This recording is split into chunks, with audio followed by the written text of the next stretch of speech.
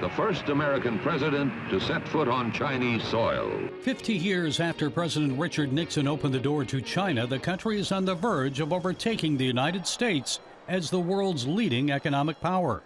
So how did that happen? From Henry Kissinger to the Bush family, the Bidens, and many others, America's elite have helped China become what it is today.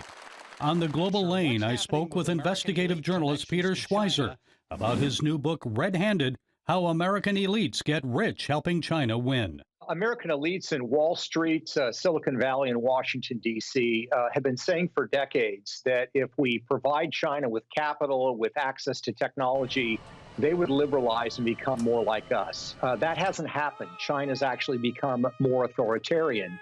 But when they sort of pushed for that bargain, they ended up getting very wealthy by doing deals with Beijing. Schweizer contends the big money deals are hurting the USA by providing the Chinese Communist Party influence on Capitol Hill and leverage over the Biden White House. We looked at those deals that the Bidens got. There's basically 5 deals. And we looked at the businessmen in China who made that happen. And what we found is that in every single case, those businessmen had ties to the highest levels of Chinese intelligence. So this is not just a corruption story now. It has a very strong tint of intelligence, espionage, and spying. Where does Joe Biden fit into this? The assumption has been this was all Hunter sort of freelancing.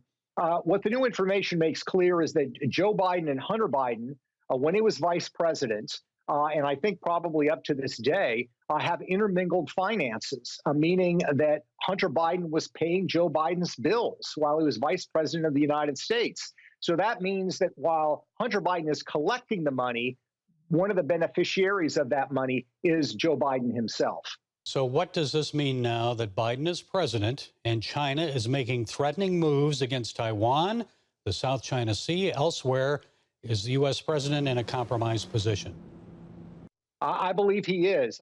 Furthermore, Schweizer believes Congress should immediately hold a joint investigation into the Biden family business dealings with China, although he points out why he thinks that is unlikely. The problem is that you have a lot of people on Capitol Hill from both political parties who also have deals with Beijing. So they're not particularly interested in highlighting the commercial ties that the Bidens have, even though they are tinged with these relationships with senior levels of Chinese intelligence. It would open a whole Pandora's box on Capitol Hill. You talk about Senator Feinstein, Speaker Nancy Pelosi, Mitch McConnell, Republicans and Democrats, I might add.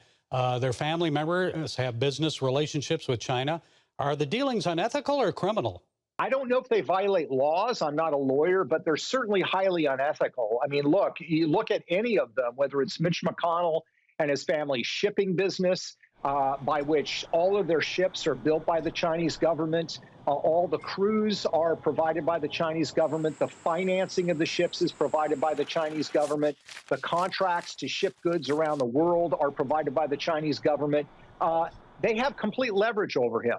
You could look at the Pelosi's, you could look at the Feinsteins, you can find the exact same thing. This is an enormous problem of vulnerability that a foreign power that has been quite open in saying they want to supplant the United States as the supreme power on the planet, that our leaders have commercial ties that puts them at the mercy of their whims. That's a huge problem for our country, and we need to address it immediately. And the outside influence extends way beyond the Washington power corridors. Schweizer believes Silicon Valley's relationship with the Chinese Communist Party poses a dangerous threat to America's technological and economic future. President Xi of China has said that if China can become the superior power in artificial intelligence, they will seize the commanding heights of the competition with the United States. What is Google doing? What is Microsoft doing? They are actually funding artificial intelligence research at laboratories in China that are linked to the Chinese military, that are helping them in their competition with us. And wealthy friends of the CCP are influencing American colleges and universities. In his book, Schweizer writes about NBA owner Alibaba Vice President Joe Tsai, who donated $30 million to Yale. These executives linked to Chinese companies like Joe Tsai try to hide the fact that the money's coming from overseas.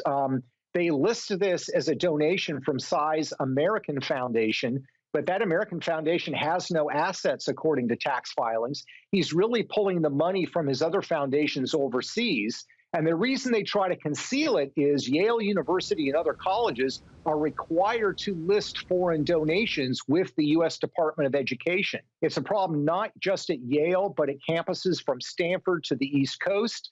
And again, they try to hide that these donations are coming from China, and it is influencing the debate on our college campuses. So what needs to be done to reverse course?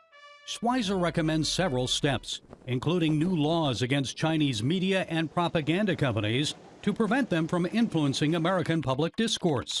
He also believes strict limits should be placed on Chinese lobbying. There are at least 23 former U.S. senators and members of Congress that are lobbying in Washington, D.C. on behalf of Chinese military or intelligence-linked companies. I believe that Americans have a constitutional right to petition their government, which amounts to lobbying. I don't believe that right should extend to Chinese military and intelligence-linked companies. So we need to ban lobbying by these companies in Washington, D.C. Gary Lane, CBN News.